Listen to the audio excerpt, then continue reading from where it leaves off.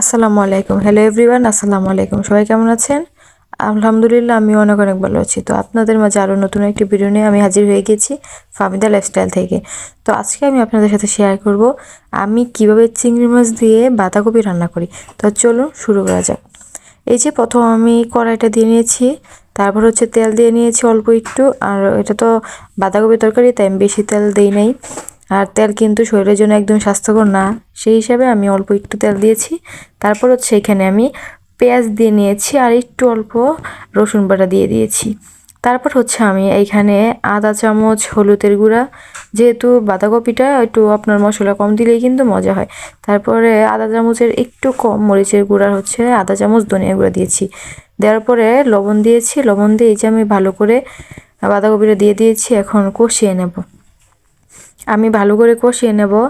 তারপরে হচ্ছে আমি বাঁধাকপিটা দেওয়ার আগে আমি ভুলে গিয়েছিলাম ক্লিপটা নিতে। আমি এখানে চিংড়ি মাছ দিয়ে দিয়েছিলাম। চিংড়ি মাছ দিয়ে আমি একটু কষিয়ে তারপর হচ্ছে বাঁধাকপিটা দিয়ে দিয়েছিলাম। যেহেতু চিংড়ি মাছ বাজার কোনো ঝামেলা নেই, কষিয়ে দিলেই মজা, সেহেতু আমি আপনার এখানে কষিয়ে তারপর হচ্ছে বাঁধাকপিটা দিয়ে দিয়েছিলাম। তারপরে আস্তে আস্তে আমি কষিয়ে নিচ্ছি ভালো করে, যেন হাফ সিদ্ধটা কষানোর মধ্যে কমপ্লিট হয়ে যায়। পরে আমি অল্প একটু ঝোলের পানি দেব। তো অবশ্যই যদি আমার ভিডিওটা ভালো লেগে থাকে, লাইক কমেন্ট শেয়ার করবেন। আপনাদের সুন্দর কমেন্ট আমাকে সামনে এগিয়ে যাওয়ার আগ্রহ বাড়িয়ে দেয়। তো শীতকালের এই সবজিগুলো কিন্তু খেতে খুবই দারুণ লাগে, আমার কাছে কিন্তু খুবই পছন্দের। আমি গরমকালের থেকে শীতকালে বেশি পরিমাণ সবজি খেয়ে থাকি, বা এই সব সবজি আমার কাছে খুবই পছন্দ। আমি বেশিরভাগ সময় শীতকালে আপনার শাক সবজি খাওয়া হয়, অনেকেই খাওয়া হয়। আর ছোট মাছ কিন্তু খুবই মজা।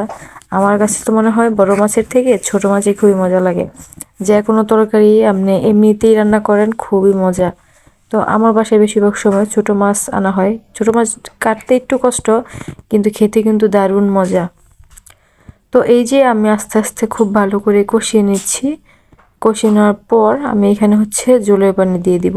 আমি হচ্ছে একদম বড় চিংড়ি মাছও নেই না, একদম ছোটও না, মাঝারি সাইজের চিংড়ি মাছগুলো দিয়ে আমি রান্না করেছি। তো এই যে আমি এখানে কিন্তু পানি দিয়ে দিয়েছি, বেশি পানি দিইনি। আমি অল্প পরিমাণে পানি দিয়েছি, যেহেতু আমি বলেছিলাম আগেই এটা আমি হাফ সিদ্ধ করে ফেলবো কষানোর মধ্যে, সেই জন্য আমি এখানে অল্প পরিমাণে পানি দিয়েছি। তারপরে এই যে পানিটা দিয়ে আমি চুলাটা একদমই বাড়িয়ে দিয়েছিলাম, যেন তাড়াতাড়ি সিদ্ধ হয়ে যায়, পানিটা শুকিয়ে যায়। তো এই যে আস্তে আস্তে হয়ে যাচ্ছে আমার বাঁধাকপি রান্না। চিংড়ি মাছ দিয়ে বাঁধাকপি খেতে কিন্তু ভীষণ মজা হয়েছে। তো অবশ্যই যদি আমার ভিডিওটি ভালো লেগে থাকে, লাইক কমেন্ট শেয়ার করবেন, আর কমেন্টে বলে যাবেন আমার ভিডিওটা কেমন লেগেছে। অবশ্যই সবসময় পাশে থাকবেন। আল্লাহ হাফেজ সবাইকে। সবাই অনেক অনেক ভালো থাকবেন। অনেক অনেক শুভকামনা সবার জন্য। আসসালামু আলাইকুম।